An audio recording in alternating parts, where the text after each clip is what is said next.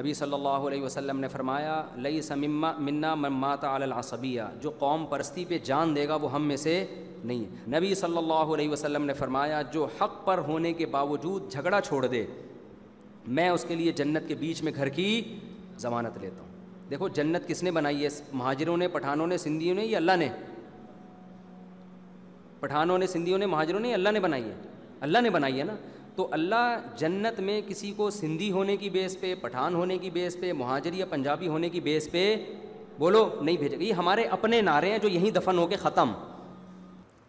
مفتی صاحب گزشتہ چند روز میں پٹھان اور سندھیوں کو لے کر جو تعصب، لسانیت اور فرقواریت کی آگ بھڑکائی گئی ہے اس پر اسلام کے مطابق روشنی ڈالیں۔ نبی صلی اللہ علیہ وسلم نے فرمایا لیس منا من مات علی العصبیہ، جو قوم پرستی پہ جان دے گا وہ ہم میں سے نہیں ہے۔ دیکھو جنت کس نے بنائی ہے؟ مہاجروں نے، پٹھانوں نے، سندھیوں نے، یا اللہ نے؟ پٹھانوں نے، سندھیوں نے، مہاجروں نے، اللہ نے بنائی ہے؟ اللہ نے بنائی ہے نا۔ تو اللہ جنت میں کسی کو سندھی ہونے کی بیس پہ، پٹھان ہونے کی بیس پہ، مہاجر یا پنجابی ہونے کی بیس پہ بولو نہیں بھیجے گا۔ یہ ہمارے اپنے نعرے ہیں جو یہیں دفن ہو کے ختم، یہیں دفن ہو کے ختم ہو جائیں گے۔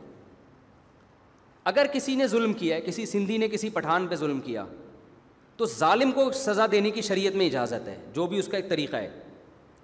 اس کے علاوہ کسی اور کو مارنا کسی دوسرے سندھی کو، کہ کیونکہ ظلم کرنے والا سندھی تھا لہذا سب سندھیوں سے میری دشمنی ہے، یہ کیا ہے؟ اعتدال سے یہ تجاوز ہے۔ اسی طرح کسی پٹھان نے کسی سندھی پہ ظلم کیا تو جس نے ظلم کیا ہے وہ سزا کا مستحق ہے۔ اس کے علاوہ دوسرے پٹھانوں سے دشمنی کرنا کہ چونکہ فلاں پٹھان نے فلاں سندھی کو مارا تھا تو اب سارے پٹھان میرے دشمن ہیں، یہ آپ کیا کر رہے ہیں؟ اللہ کی جو باؤنڈری ہے اس کو کیا کر رہے ہیں؟ کراس۔ کتنے سخت الفاظ ہیں قرآن کے، من قتل مؤمنا متعمدا فجزاؤہ جہنم، جس نے کسی مسلمان کو جان کر قتل کیا۔ اللہ نے یہ نہیں کہا کہ پٹھان مستثنی ہے یا مہاجر مستثنی ہے یا پنجابی اس میں داخل نہیں ہے، سندھی داخل نہیں، نا نا نا نا نا، جس نے بھی کسی بے گناہ مسلمان کا قتل کیا قرآن کہتا ہے اس کی سزا جہنم ہے، وغضب اللہ علیہ، اللہ کی غضب اس پر، اللہ کی لعنت، اور ہمیشہ اس جہنم کی آگ میں جلے گا۔ اسلام میں شرک کے بعد قتل سے بڑا گناہ کوئی نہیں ہے۔ کبھی بھی کوئی قوم پرستی کی بیس پر کسی بے گناہ کا کہ خون سے اپنے ہاتھ کو آلودہ نہ کرے۔ دیکھو دنیا میں سزا سے بچ جائے گا، آخرت میں نہیں بچے گا۔ ہمارے نبی کی تلوار سب سے پہلے اپنی قوم کے خلاف چلی ہے، پتہ ہے آپ کو؟ بدر کی لڑائی، ہمارے نبی عربی تھے کہ نہیں تھے؟ تو کیا عربیوں کی فارسی سے جنگ ہوئی تھی بدر میں؟ بولو نا، کہ نبی نے کہا ہم عرب ہیں، ہم سلمان فارسی ہیں، ہم فارسی کو اپنی ملک میں برداشت نہیں کریں گے، نبی نے یہ کہا تھا؟ بولتے کیوں نہیں؟ حضرت بلال عربی تھے یا حبشی تھے؟ ہمارے نبی نے یہ نعرہ لگایا کہ بلال چونکہ حبشی ہیں اور عرب میں کیوں رہ رہے ہیں، ہم ان کو اپنے کنٹری میں برداشت نہیں کریں گے۔ یہ کہا نبی نے؟ نا نا نا نا نا، ان کو آزاد کروایا غلامی کے توق سے۔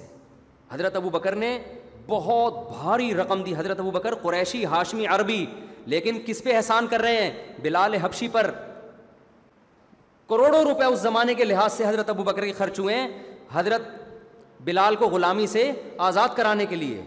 ہمارے نبی تو دوسری قوم کا دفاع کر رہے ہیں۔ سلمان فارسی تھے، پرشین بولنے والے تھے، نبی نے یہ نہیں کہا کہ سلمان تم فارسی بولتے ہو ہمارے کنٹری سے فوراً نکل جاؤ، ہم یہاں فارسیوں کو برداشت نہیں کریں گے، نا نا نا نا نا نا نا۔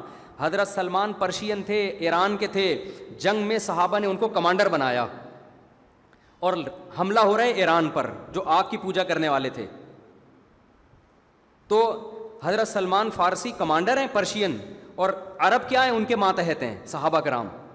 عرب بھی معمولی عرب نہیں، قریشی، ہاشمی، نبی کے ساتھی۔ اور کمانڈر کس کو بنایا ہے؟ بولو نا، سلمان فارسی کو۔ حضرت سلمان فارسی نے قلعے پہ حملہ کرنے سے پہلے اہل فارس کو خطاب کیا، اے اہل فارس انا رجل منکم، میں تمہاری قوم کا آدمی ہوں اور میں عرب نہیں ہوں، لیکن ترون العرب یطیعوننی، کیا خدا کی قسم جب میں نے حضرت سلمان فارسی کے الفاظ پڑھے تھے نا، ایسا وجد آیا تھا کہ یار کیا اسلام کی کلیئرٹی کتنی ہے اسلام کے دعوے میں۔ حضرت سلمان فارسی نے اپنی قوم سے کہا دیکھ رہے ہو عرب نے مجھے کمانڈر بنایا ہوا ہے، اتنی عزت عربی دوسری قوم کے، میں تمہاری قوم کا، مجھے تم میں وہ عزت نہیں مل رہی جو کہاں مل رہی ہے؟ عرب مجھے عزت دے رہے ہیں۔ عرب تو کسی کو برداشت نہیں کرتے تھے، حضرت بلال کو غلام بنا کے رکھا ہوا تھا عربوں نے، اس طرح برداشت کرتے تھے غیر قوم کو, غلام بن کے رہو ٹھیک ہے, ورنہ نہیں. نبی نے غلامی سے آزاد کروایا حضرت بلال کو. اور حضرت سلمان فارسی کے ساتھ کیا کیا ہے, کمانڈر بنا دیا جنگ کا. ان کے مشوروں پر عمل ہو رہا ہے. غزوہ خندق میں حضرت سلمان فارسی سے مشورہ لیا گیا.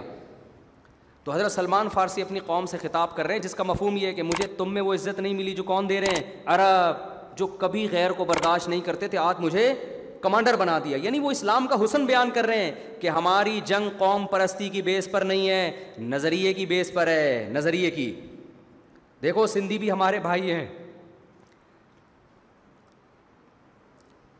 میں جب حج پہ تھا نا, مجھے یہ اطلاع ملی کہ اس طرح سے جو ہے وہ پٹھانوں کے ہوٹل سندھ میں بند کیے جا رہے ہیں. اور بعض لوگوں کی طرف سے پتہ چلا کہ جی وہ بعض پٹھانوں کی طرف سے پتہ چلا انہوں نے زیادتی, مجھے نہیں پتا حقیقت کیا ہے, صحیح گہرائی میں نہیں گیا ہوں. بھائی جس نے ظلم کیا اس سے انتقام لو, اس کی بیس پر کسی اور کی طرف ہاتھ بڑھانے کی آپ کو اجازت بولو نہیں ہے کہ پٹھانوں کے ہوٹل جلا دو, پٹھانوں کی دکانیں بند کر دو, یہ ظلم ہے. اسی طرح آپ سندھیوں کو یہاں سے نکالو, سندھیوں کو مارو, یہ ظلم ہے. ہمارے نبی نے اس پہ سب سے پہلی لڑائی جو میں آپ سے عرض کر رہا تھا کس کے خلاف کی ہے, فارسیوں کے خلاف کی ہے نبی کی لڑائی, یا حبشہ لوگوں کے خلاف ہوئی ہے. سب سے پہلی اسلام کی جنگ غزوہ بدر ہے. ادھر بھی عرب ادھر بھی عرب, ادھر بھی قریشی ادھر بھی قریشی. کیوں؟ جہاں حق ہے ہم اس کا ساتھ دیں گے, چاہے وہ ہماری قوم کا ہو یا نہ ہو. جو باطل پر ہے چاہے ہماری قوم کا, ہم اس کا ساتھ نہیں دیں گے. تو یہ بہت بدبودار نعرہ ہے, اس سے اپنے آپ کو بچاؤ. مر گئے نا اس جنگ میں, قوم پرستی کی جنگ میں, تو یہ شہادت کی موت نہیں ہے. ہاں ظالم سے انتقام لیتے ہوئے مرو گے تو شہادت ہے, لیکن ظالم کی بیس پر قوم کو نشانہ بنایا کہ سندھی ایسے ہوتے ہیں, پٹھان ایسے, یہ نعرے چھوڑ دو. نبی کے دور میں ایک دفعہ 2 قبیلے تھے, تو ایسا ہوا کہ ایک قبیلے کے سردار نے اپنی قوم کا نام لیا, دوسرے نے اپنی قوم کا. نبی نے کیا فرمایا, دعھا فانھا منتنا. آپ نے ان صحابہ کو کہا یہ نعرہ چھوڑ دو. یہ منتنا وہ جو مردہ جانور نہیں پڑا ہوتا, بکری مر جاتی ہے کچرے پہ پڑی, اس میں سے بدبو آتی ہے. آپ نے فرمایا یہ وہ مردار جانور سے جو بدبو پھوٹتی ہے نا, ایسا گندا نعرہ ہے یہ, ایسا گندا نعرہ ہے کہ یہ ہمارا قبیلہ, وہ ہم عربی, وہ فارسی, ہم پٹھان, ہم پنجابی, ہم مہاجر, ہم یہ نعرے انتہائی غلیظ, انتہائی بدبودار ہیں. کتنے واضح الفاظ ہیں حجۃ الوداع کے موقع پر, لا فضل لعربی علی عجمی. آپ نے فرمایا کسی عربی کو اجمی پہ کوئی فضیلت نہیں ہے. یہ اس موقع پہ نبی کہہ رہے ہیں جب عرب اپنے جیسا دنیا میں کسی کو نہیں سمجھتے تھے. تو ہمارے نبی کی یہ تعلیمات ہیں بھائی, اور ہمارے نبی کی تعلیمات ہیں. یہ گندا بدبودار نعرہ ہے, چھوڑ دو اس نعرے کو. اور کراچی میں بھی اس طرح کے نعرے اب لگنا شروع ہو گئے, مہاجر پٹھان اور فلاں پٹھانوں کے ہوٹل بند کرو. یہ جو اس طرح کے نعرے لگا رہا ہے نا, وہ کبھی بھی تمہارا خیر خواہ نہیں ہو سکتا. ایسے لیڈر خود بھاگ جاتے ہیں جب فسادات ہوتے ہیں, ان کے پروٹوکول ہوتے ہیں, قوم کو ایک قتل و غارت کی آگ میں جھونک دیتے ہیں. کوئی کسی کا ہوٹل نہیں بند کرے گا, پورے ملک میں سب کو. کراچی والوں کو اجازت ہے کوئٹہ میں جا کے کاروبار کریں, کوئٹہ والوں کو اجازت ہے کراچی میں بزنس کریں. سندھ والوں کو اجازت ہے کوئٹہ میں بزنس کریں, کوئٹہ والوں کو اجازت ہے بولو سندھ میں بزنس کریں. سب زمین جو اپنی پراپرٹی خریدے گا رینٹ پر لے گا, اس کا حق ہے, اس سے وہ حق چھیننے کی کسی کو اجازت نہیں ہے. یہ اگر جنگ نہ روکی, حکومت کی ذمہ داری ہے کسی طرح روکے, علماء کی ذمہ داری ہے, علماء پوری کر رہے ہیں الحمدللہ جتنا جو کر سکتے ہیں, اس میں دیندار لوگوں کی ذمہ داری ہے. میں پھر بھی کہہ رہا ہوں جو ظالم ہے اس سے انتقام لینے کی اجازت دی ہے شریعت نے. اگر کوئی کسی بھی طرف سے ظلم کر رہا ہے اسپیسیفک, اس سے انتقام لیا جائے گا. اس کے علاوہ کسی کو قوم پرستی کی بیس پہ ہدف بنانے کی اجازت نہیں ہے. تو اللہ نے جنت بنائی ہے, اللہ قوم پرستی کی بیس پہ کبھی بھی جنت نہیں دیتا. حدیث میں تو آتا ہے جو قوم پرستی کی بیس پہ مر گیا وہ جاہلیت کی موت مرا ہے, وہ جاہلیت کی موت. جاہلیت میں کیا مر کے لوگ جنت میں جایا کرتے تھے.